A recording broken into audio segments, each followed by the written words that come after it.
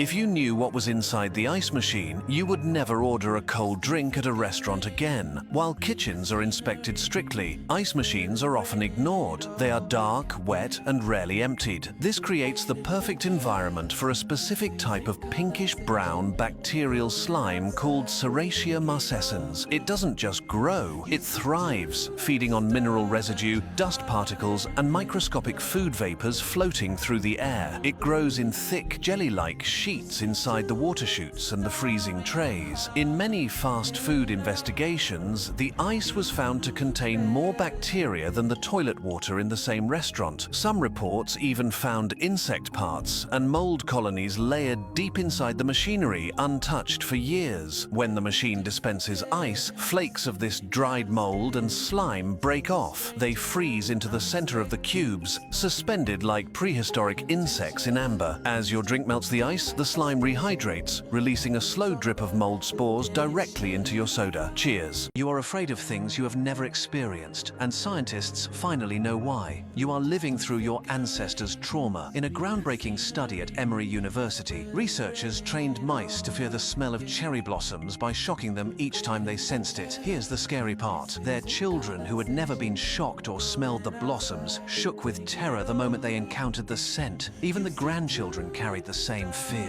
The trauma had altered the DNA in the sperm. It's called epigenetics. Epigenetics means environmental events can switch genes on or off without changing the underlying DNA sequence. Those chemical tags can persist and influence behavior across generations. The result is that your body carries echoes of real danger your ancestors endured, shaping stress hormones and threat responses long before you were born. Your irrational fear of the dark, or spiders, or abandonment, that isn't a phobia. That is a memory from a grandfather you never met, screaming inside your DNA. Your fear is not learned, it's inherited. Men store a deadly type of fat that women usually don't, and it slowly poisons their organs from the inside. When men gain weight, they don't just pack fat under the skin, they accumulate visceral fat, a hidden layer buried deep inside the abdominal cavity. This isn't passive storage. Visceral fat behaves like a hostile, self-feeding organ. It wraps itself around the liver, intestines, and pancreas, squeezing them and disrupting how they function. But the real danger is chemical. Visceral fat constantly releases inflammatory molecules called cytokines, along with hormones that completely derail your metabolism. It drives insulin resistance, pushing you toward type 2 diabetes. It stiffens and inflames blood vessels, accelerating plaque buildup and dramatically raising heart attack risk. That beer belly isn't harmless. It's a biological pressure cooker, silently pumping inflammation into your bloodstream while choking the organs it surrounds.